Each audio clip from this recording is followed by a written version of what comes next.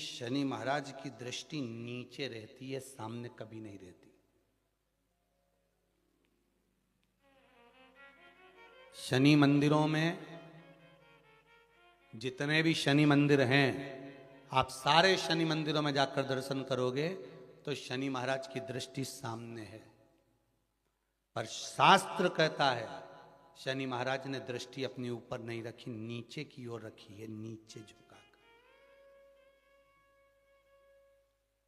अब लोग समझे तो ना, मंदिरों में जितने शनि मंदिर हैं सब मंदिरों में शनि की दृष्टि सामने रख दी। जो आता है तेल चढ़ाने पूजन करने के लिए दृष्टि सम्मुख होती है।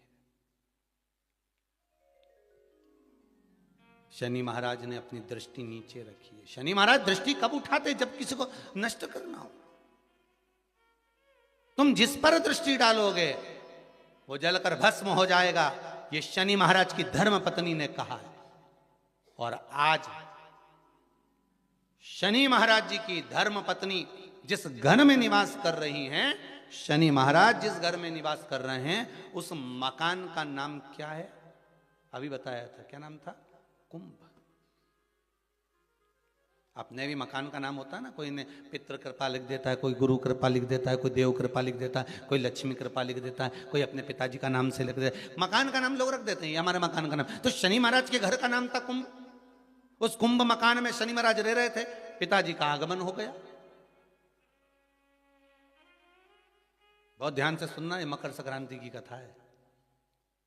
पहले मिली कि नहीं मिली वो हम नहीं जानते, पर मकर संक्रांति का भाव को जान लीजिए महाराज कि क्यों महत्व है दान का, गुड़ और तिल्ली का, क्यों महत्व है सूर्य नारायण के पूजन का।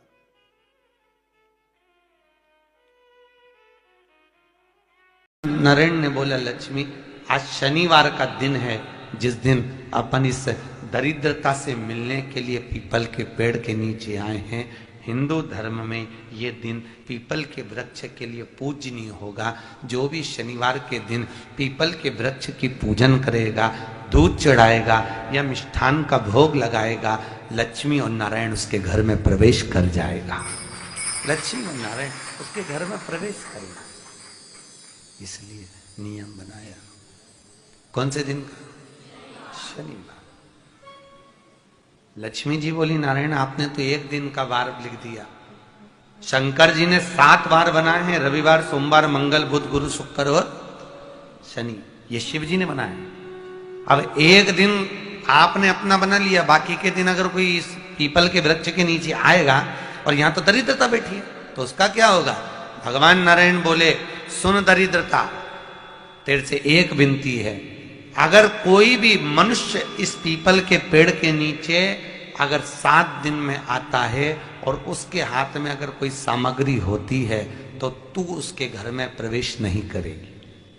नियम है पीपल के वृक्ष का, या तो पानी का लोटा लेकर जाओ, कुंकू का चोपड़ा लेकर जाओ, शक्कर लेकर जाओ, या पेड़ के नीचे चींटी को डालने के लिए आटा ले जाओ, पर खाली हाथ पीपल के वृक्ष के नीचे कभी मत जाओ, कभी नहीं। खाली हाथ जाओगे तो दरिद्रता तुम्हारे घर में प्रवेश करेगी। दरिद्रता उठकर खड़ी होकर बोली, नारायण तुमने अपनी मनमानी करी है, एक दिन मुझे भी मेरा चाहिए। भगवान ने कहा, बोल कौन सा दिन चाहिए? दरिद्रता कहती है, रविवार के दिन इस पीपल के वृक्ष के नीचे मैं दिन भर नृत्य करूं, इसमें रहूं, और जो यहां आए रविवार को मैं उसके घर में प्रवेश करूं। भगवान ने कहा, ठीक है।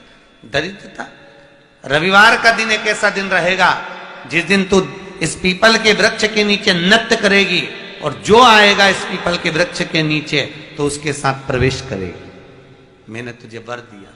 इसलिए हमारे यहाँ केवल पीपल का वृक्ष अगर दीवार में भी लग जाता है ना, किसी की फैक्ट्री की दीवार में, किसी के घर की दीवार में पीपल का वृक्ष अगर लग जाता है, पीपल का पौधा लग जाता है, उसको कितना भी तोड़ लो वो वापिस लग जाएगा। फिर तोड़ोगे फिर लग जाएगा। अगर पीपल के पौधे को तोड़ना है तो केवल रविवार का दिन एक नींबू, एक मिर्ची और बमूल का कांटा, ये 3 चीजें रखने के बाद में आधे घंटे बाद रविवार के दिन पीपल के पेड़ को उखाड़ कर फेंक दो।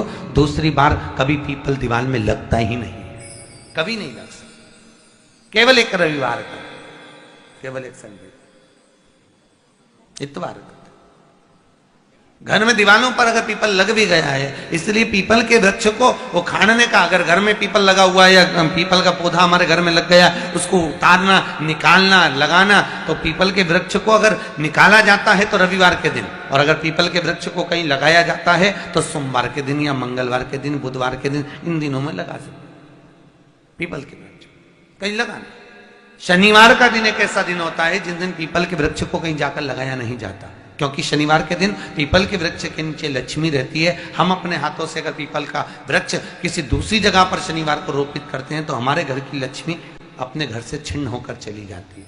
इसलिए शनिवार के दिन पीपल लगाया नहीं जाता, किसी के घर जाकर उसको वापस पलटा नहीं जाता। लग गया उसको डर। प्रभु मेरी धर्म पत्नी को कहाँ रखूं आप बताओ? वो तो जहां यज्ञ होता है, अनुष्ठान होता है, दान होता है, पुण्य होता है, सत्कर्म होता है, वहां जाने को तैयार नहीं। अब करूं क्या? भगवान ने बोला एक काम करो। दुर्वासा जी बोले जिसके यहां रात्रि में बर्तन झूठे पड़े रहते हो उसके घर में इस दरिद्रता को लेकर तुम प्रवेश कर जाना। जिसके यहां रात्रि में बर्तन झूठे पड़े हो वहां लेकर प्रवेश कर जाओ। दूसरी जगह दुर्वासा जी बोले जो स्त्री घर में दोपहर के समय पर सो रही हो उसके घर में इसको लेकर प्रवेश कर जाइए। जो स्त्री दोपहर के समय में घर पर सो रही हो इस दरिद्रता को लेकर प्रवेश कर जाइए। तीसरा, जिसके यहां पर दरवाजे पर कांटे वाले पौधे लगे हों उस घर में इस दरिद्रता को लेकर प्रवेश कर जाइए। दरिद्रता कितनी सुंदर बात कही है। दाता और विधाता कौन कौन? दाता और विधाता। लक्ष्मी और दरिद्रता के सगे भाई हैं। कौन कौन? दाता और विधाता।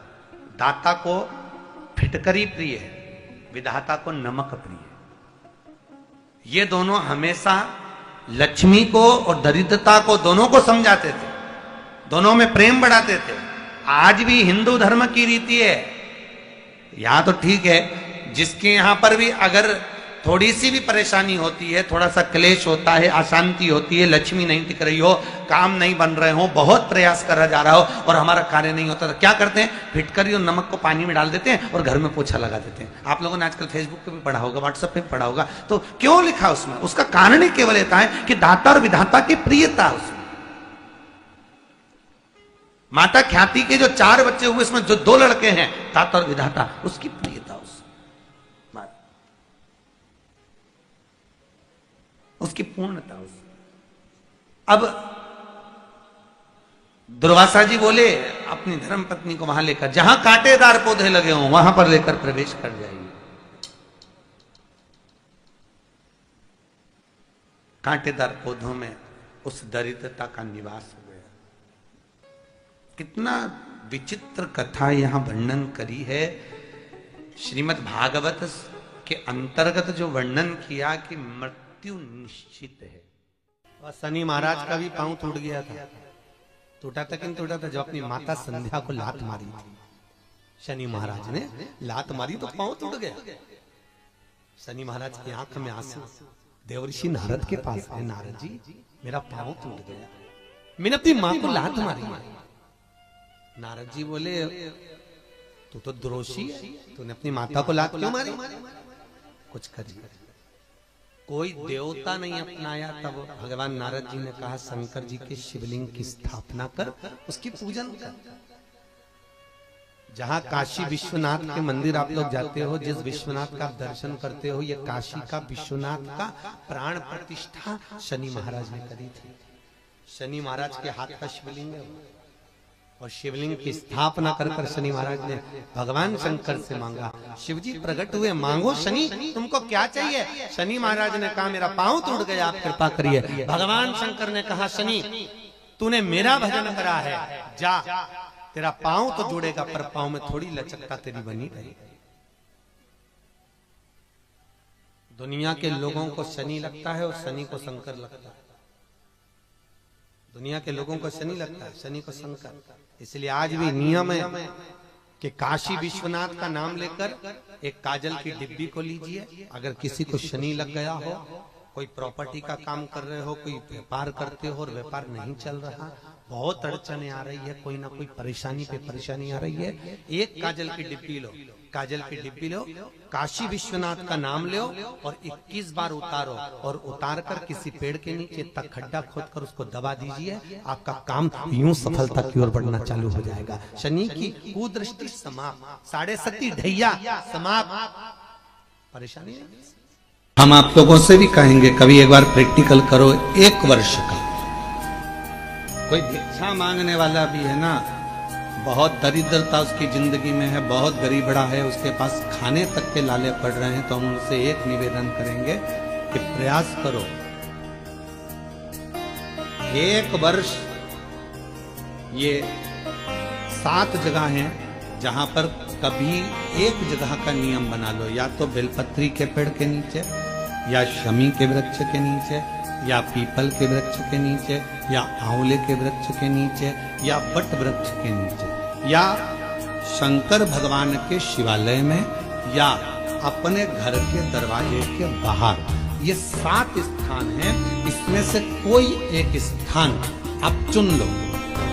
एक दिन भी नागा नहीं होना चाहिए, एक दिन भी कैंसिल नहीं होना चाहिए, एक दिन भी उसमें कहीं अड़चन नहीं आना चाहिए।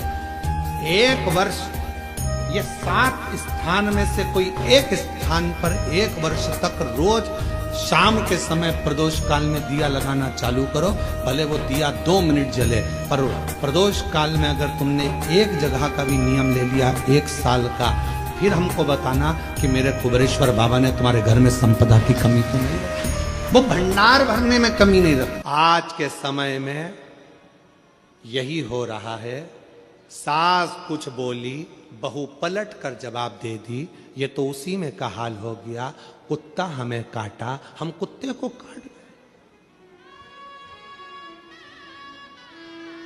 क्यों?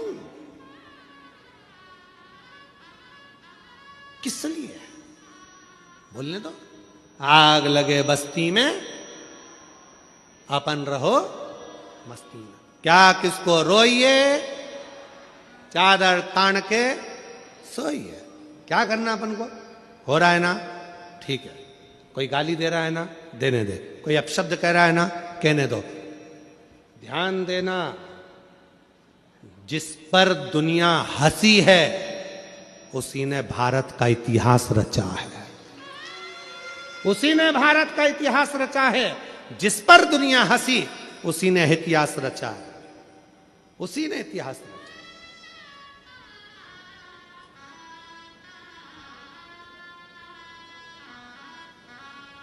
कितना कहते हैं माननीय प्रधानमंत्री जी को, नरेंद्र भाई मोदी जी को, कितना कितना कहते हैं, लोग हंसते, इन्होंने चाय का किया तो इन्होंने ये किया।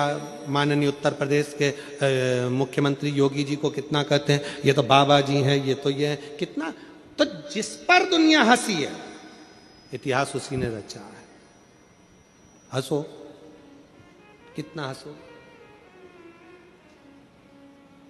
और याद रखना मेरी बेटियों, मेरे बेटाओं, मेरे नवयुवक बच्चा बच्ची, इस बात का ध्यान रखना, तुम्हारे दोस्त तुम पर हंसते हैं, ये पढ़ नहीं सकता, इसको कुछ याद नहीं रहता, ट्यूशन में फेल है, ये बच्चा ऐसा है, ये बच्चा वैसा है। घबराना नहीं। मेरा परमात्मा अगर संसार में जन्म दिया है, तुम कितने भी फेल हो जाओ, पर तुम्हें परमात्मा ने एक ना एक हुनर ऐसा दिया है, अगर तुमने उस हुनर को निखार लिया तो एक दिन तुम भी इतिहास रचकर मानोगे, ये निश्चित है।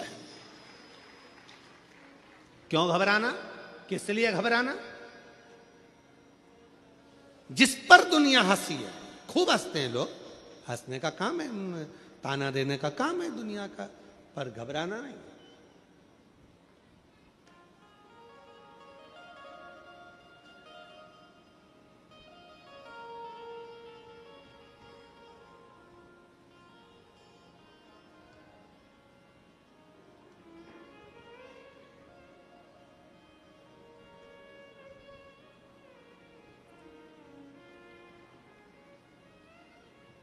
जब हमारे सुपुत्र चिरंजीवी पंडित राघव जी मिश्रा जी ने कथा प्रारंभ करी, तब उन्होंने एक बात कही, पिताजी लोग हंसेंगे, कुछ भी बोलेंगे, हमने कहा लोग हंसेंगे, ताना कसेंगे, कसने दो। दुनिया की रीति है, तुम कुछ नहीं करोगे तो भी हंसेंगे और कुछ करोगे तो भी हंसेंगे।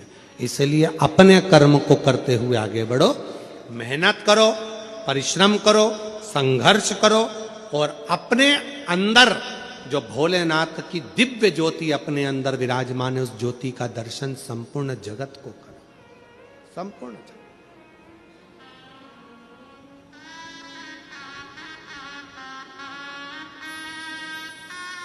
संपूर्ण जगत महाराज।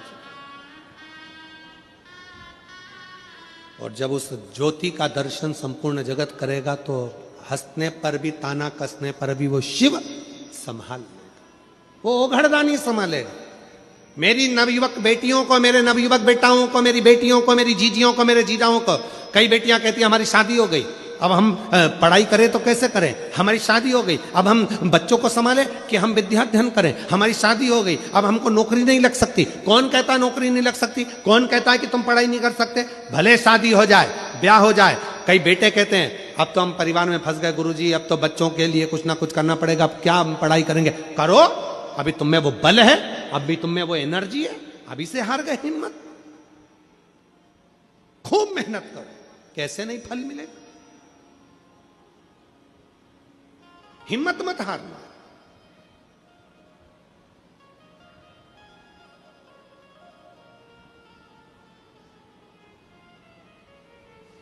और तेरी कृपा का क्या है भरोसा, कब किस पर जरा सी हम पर। वो कृपा करेगा, जरूर करेगा। आप अपना ध्यान केंद्रित रखना, भटकना नहीं, अपने मन को पूरा पक्का रखना।